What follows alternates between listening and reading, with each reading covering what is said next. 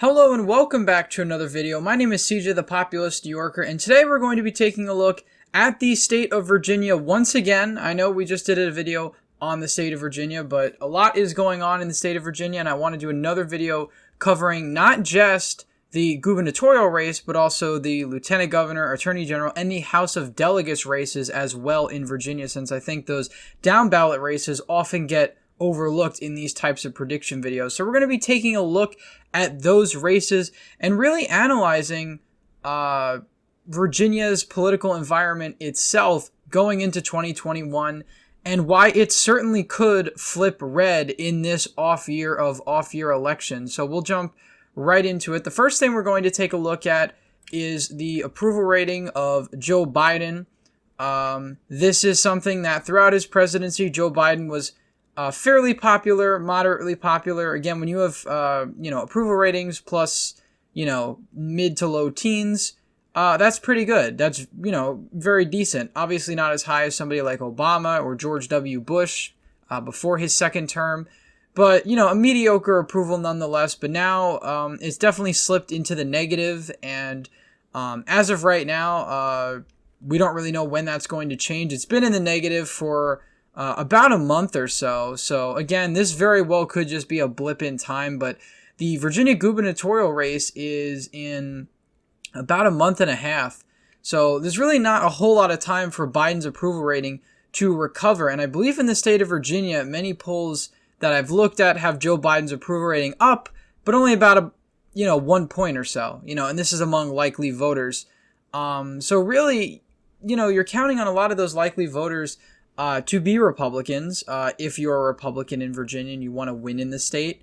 Again, we could just look back at the 2020 election. If this was hypothetically the same turnout as a general election in Virginia, then Terry McAuliffe would, of course, be running away with it. And, many people think he should be running away with it based on the fact that he was a fairly popular governor. He won by about 2 points or so in 2013 when Virginia was still, a purple state nationally speaking. Now it's a blue state nationally speaking.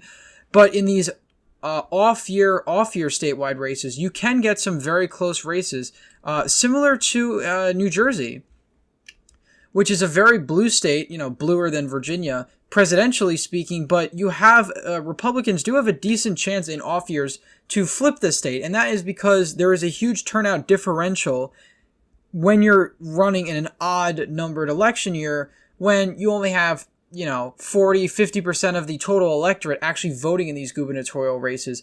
Oftentimes it's the party out of power that is enthused to vote. And in Virginia, that is the Republican Party as of 2021. Federal control in all senses, the House, the Senate, presidency are all controlled by Democrat Joe Biden. So this naturally, you would think, would increase turnout among Republicans in Virginia. And, this race, as of the polling, as we're going to take a look now, is expected to be, whoa, these are all out of order, is expected to be fairly close. If we take a look at the latest polls out of Virginia, something I will note before we go to that, the Cook Political Report actually downgraded the race from a lean Democrat to a toss-up. Now, they have a decent amount of races, back in 2020 they had as toss-ups. But I think it is a significant development that pollsters are realizing that, Terry McAuliffe might be in more trouble than analysts think he is. And again, if Youngkin just overperforms his polls, within the margin of error, he could win the race, and that could also have down ballot implications. So if we look at the latest poll out of Virginia, we have McAuliffe up by 4, McAuliffe up by 3. This one I think is completely ridiculous. I don't know why this poll, the Virginia Commonwealth University poll, is in here. It's absolutely absurd. Terry McAuliffe would not get 43% of the vote, just 43% in Virginia, and Glenn Youngkin would not get 34%. This has a 7-point margin of error. I don't even know why this poll is included. I don't know why it's taken seriously, but this really bothers me because this skews the average quite a bit. You can see both candidates take a significant dip, in that poll. But in a lot of these polls, and just about all these polls, Youngkin is within the margin of error.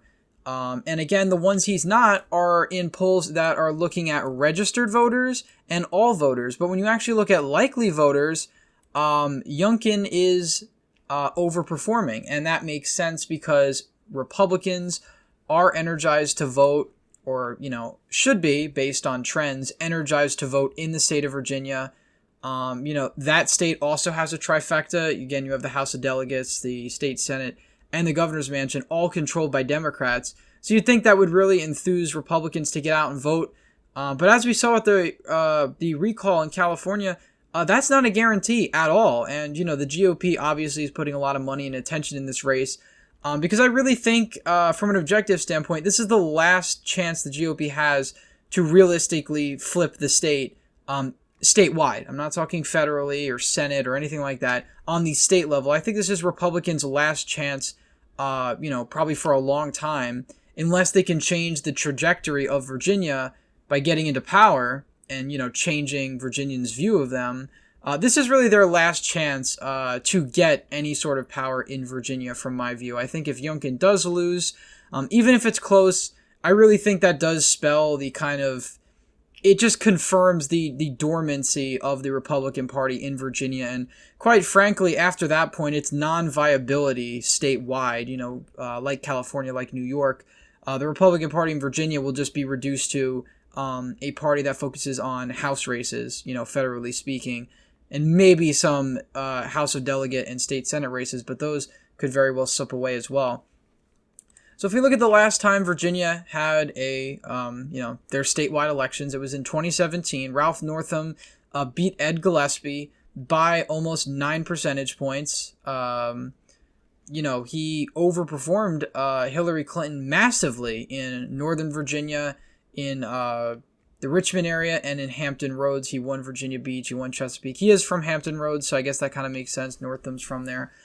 But something I think is always interesting about this race in particular is the turnout. Ed Gillespie only got 1.1 million votes. Ralph Northam got 1.4. If we look at just the presidential election year prior to that, you can see that Donald Trump got 1.7 million votes and Hillary Clinton got 1.9. Now, Republicans would have needed pretty decently high turnout to win this race in Virginia. Republicans are going to need very high turnout in 2021 to win their race, because if we look at, Virginia's gotten a lot bluer than it was in 2016. In 2016, Hillary Clinton only carried Virginia by 5.4%. In 2020, Joe Biden won it by 10.1. That's almost double the margin. So again, it really depends on what the turnout in this off-year race is going to be. But if it's anything like what we saw in the Georgia special, which I don't think it will be, this race hasn't gotten as much national attention as I would have thought. If it's anything close to that, Youngkin has probably no chance at winning. His only hope is that this remains a relatively low turnout election, kind of similar to 2017 turnout, except Republicans actually having the energy and actually improving in the suburban counties with depressed Democratic turnout. That's what it would take for Republicans to win Virginia this time around.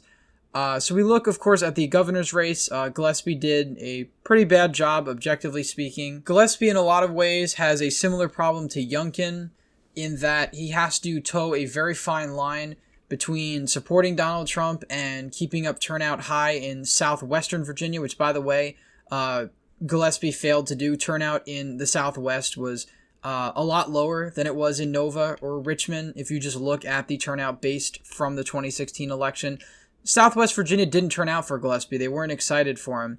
And that really could have made a difference. I'm not saying he would have won, because he certainly wouldn't have with these margins in Nova, but it would have been closer.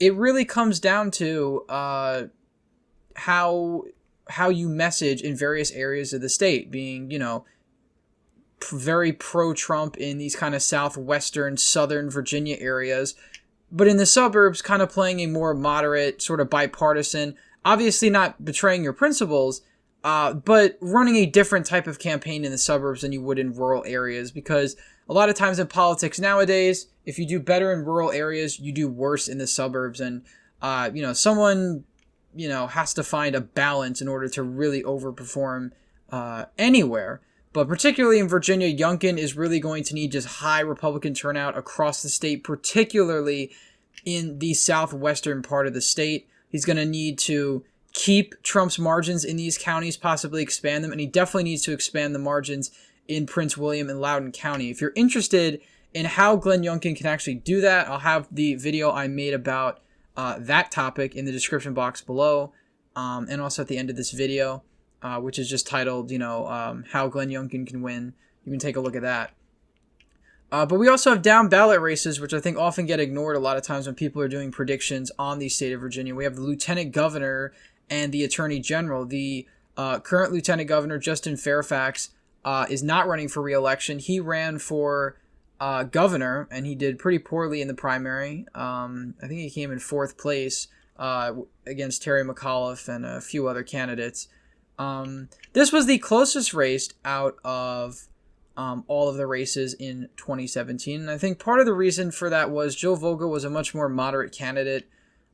She did better in suburbs. She got 42% in Loudoun, for example, almost 40% in Prince William.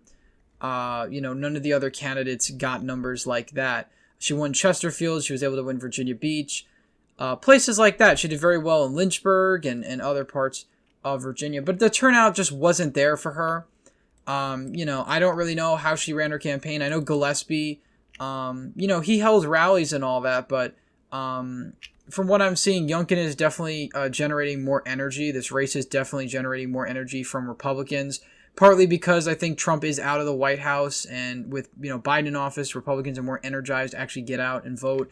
Same with in Richmond. At the time of the 2017 election, Republicans controlled both houses of the state legislature. Terry McAuliffe could veto legislation, but he couldn't really get a whole lot of stuff through because before 2017, the Republicans had a veto-proof majority. I think. I might be wrong.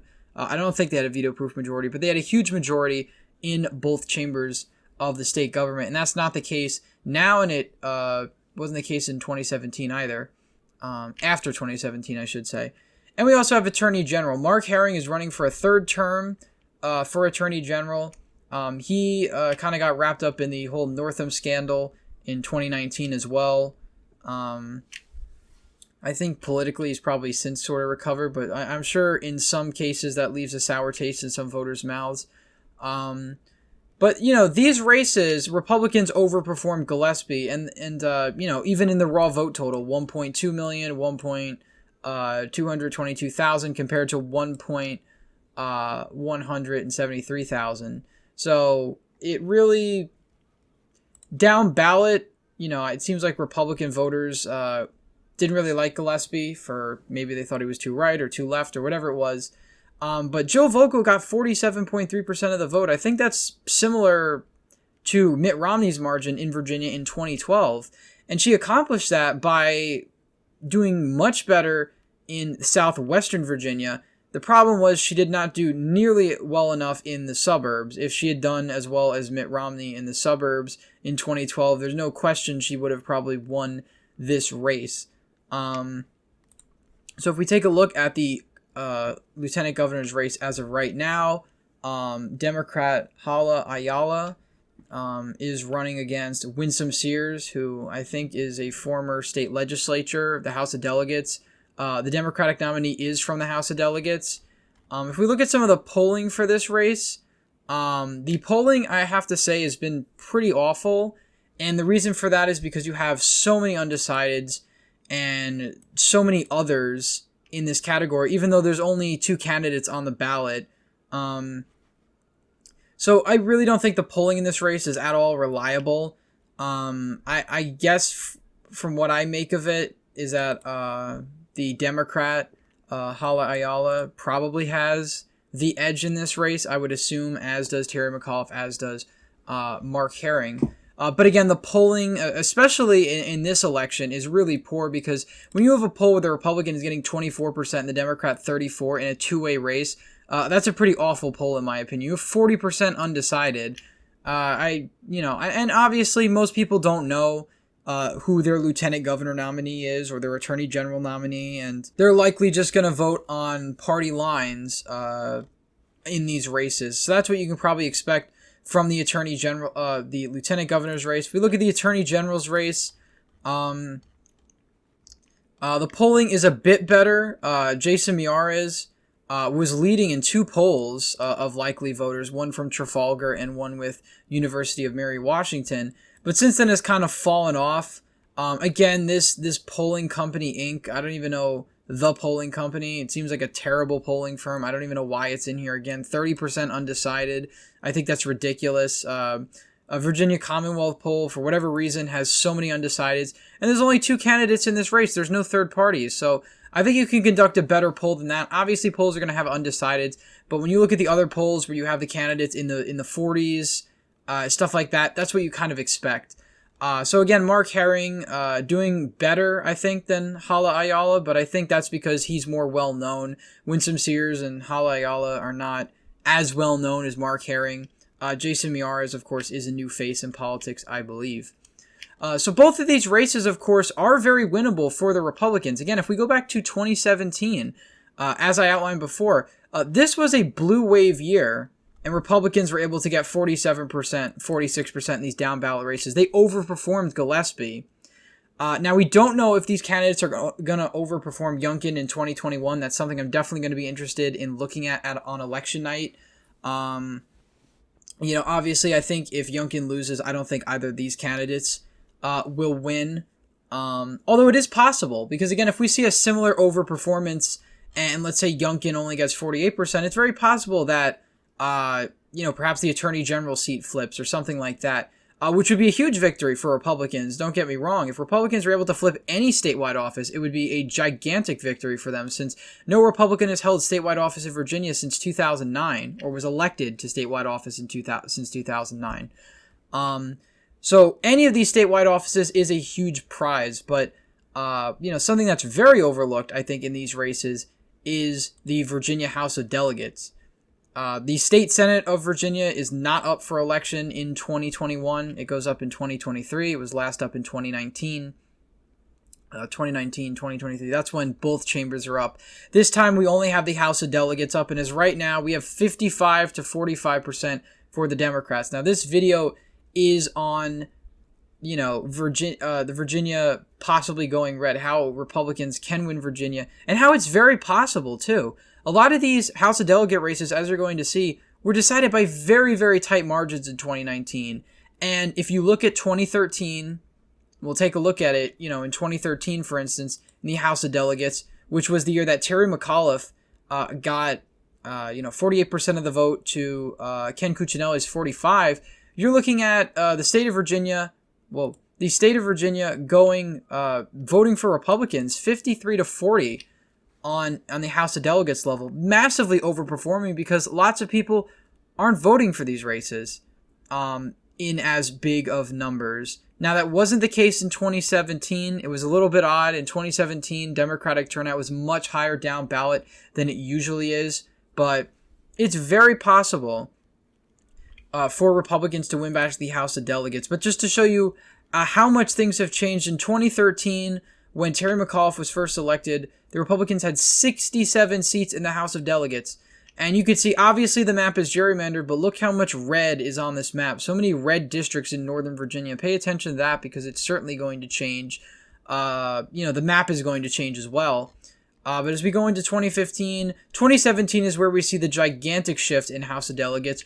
Almost all of these seats in Northern Virginia going to the Democrat, except this district here. And, that district doesn't exist anymore because it was a gerrymandered district. The districts were changed between 2017 and 2019. So this is actually the gerrymandered map that Democrats still won in, I believe. I don't think the map really changed. Maybe it did, I'm not sure. But Democrats did very well in this election, but they came a tad bit short in the House of Delegates. And 51 to 49 is great for Republicans if they're able to take back the chamber. Of course, you need an absolute majority to really get much done. Obviously, maybe you can have one swing vote, but Republicans are going to want a 51-49 or more majority, and it's very possible. So here is the current map. Here's a map I made of the House of Delegates as of right now. All of the blue races, all the blue districts, rather, are districts that are that were won that are currently Democratic districts in Virginia in the House of Delegates. The light blue districts are potential pickups for the Republicans. The yellow districts are very interesting. These are districts that are held by Republican delegates in the House of Delegates, but that went to Joe Biden. We can take a look at how these House of Delegates seats went in the 2020 election, and I'm glad somebody made a map of this. It's incredible. I'll leave the link of it in the description. It basically shows all of the presidential election results for each state on their state house level. So this is basically all the lower chambers. Obviously, Nebraska does not have a lower chamber. That's why it's not on here. But we're going to focus particularly on Virginia because Joe Biden won 61 out of 100 House of Delegates seats in Virginia. So Democrats have room to grow. Now, I don't think they're really going to expand. I think they're going to lose seats in the House of Delegates based on the fact that they're in power. But in the future, they've only got room to grow. There are plenty of seats that they're going to be able to flip. Virginia House District 100 is a perfect example. This was a district that was won by Joe Biden, 4.4%. It's currently under a Republican as of right now. And there's other seats. A lot of them are focused in Virginia Beach and the Richmond area. These are most of the seats.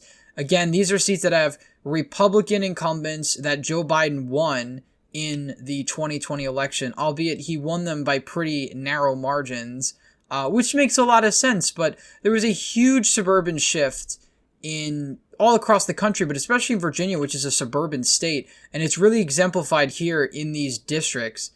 Now, if Republicans are going to win the House of Delegates over, there's a few seats that they can pick up. They need 6 seats to win a majority, and we have 1, 2, 3, 4, 5, 6, 7 pickups that I see as very likely that they can pick up that are within a pretty small margin. And there's possibly even more than this, but these are the main ones I would have Republicans focus on. If we look at the 2020 election, we have this district, District 28, which is blue.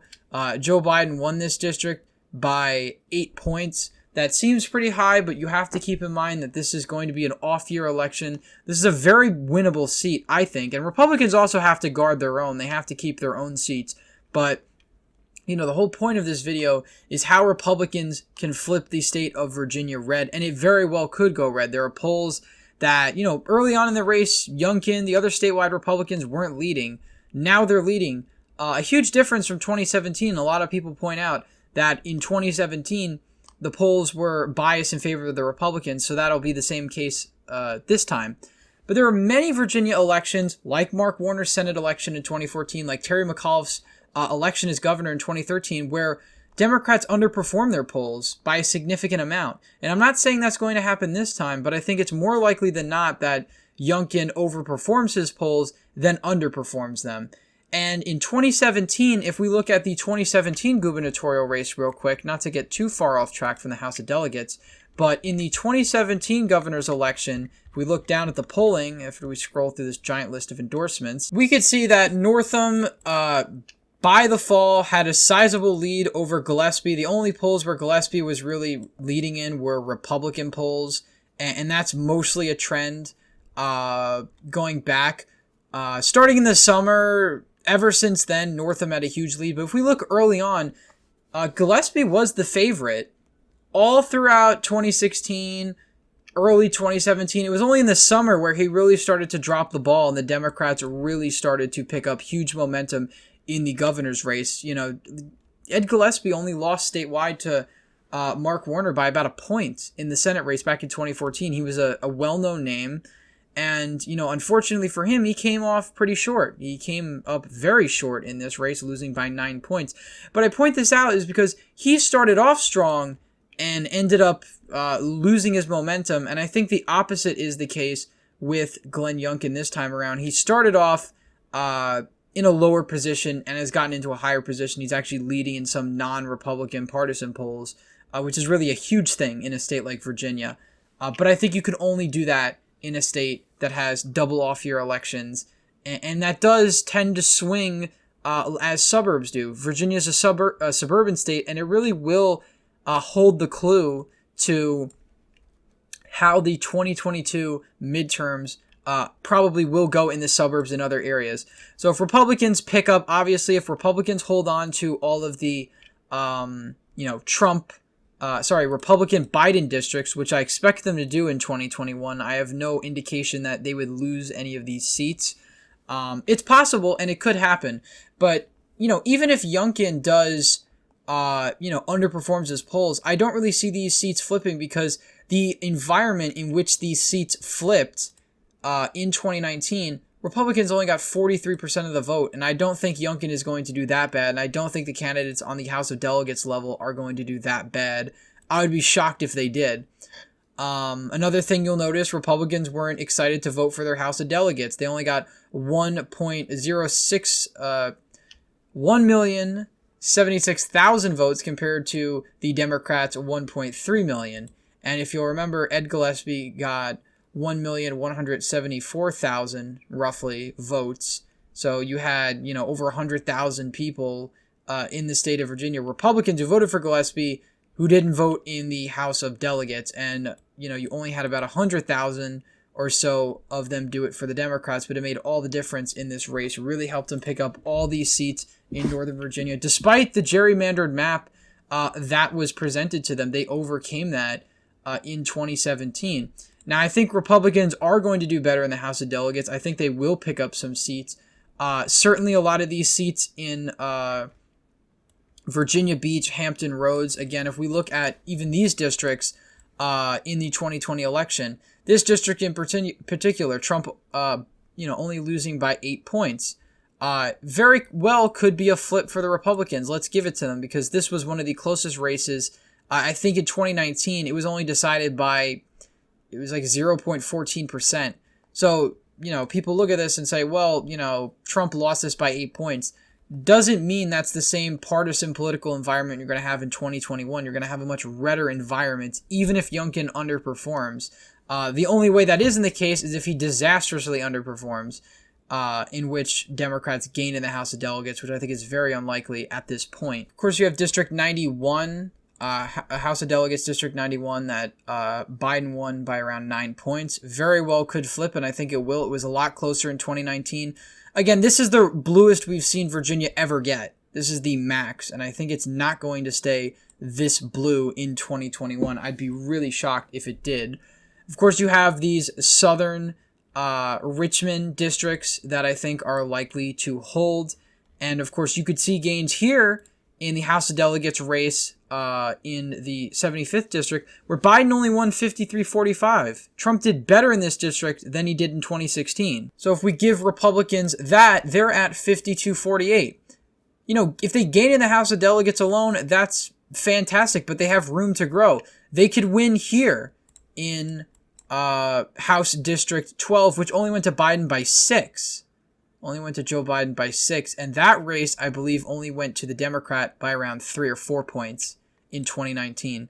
So if we give Republicans that, they're at 51-49. If they want to tie the House of Delegates, which very well could happen, I think they would be able to flip this district up here. That being District 28, which went to Joe Biden by 8 points. They could overperform there. They can take back that seat. I don't think it's far gone for the Republicans. I think some of these seats up here where Biden's winning by 28, 14 maybe possibly, 13 really pushing it. But all these other seats are, I think, lost for Republicans, certainly. You can't win these seats. These are too blue.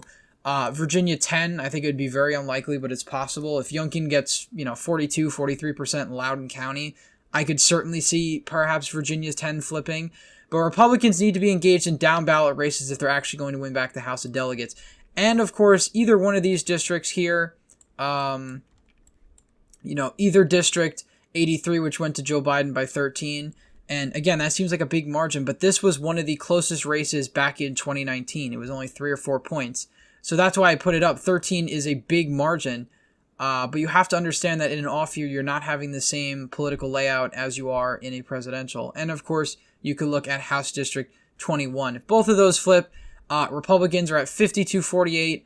That would be a tremendous outcome for them. Even if they lose the statewide races, Virginia's House of Delegates flipping red would be a giant, moral victory for Republicans. They could actually halt some of the things Terry McAuliffe would be able to pass when he became governor in 2021 if he does win. And again, he's a Democrat in Virginia, a blue state. He has the edge.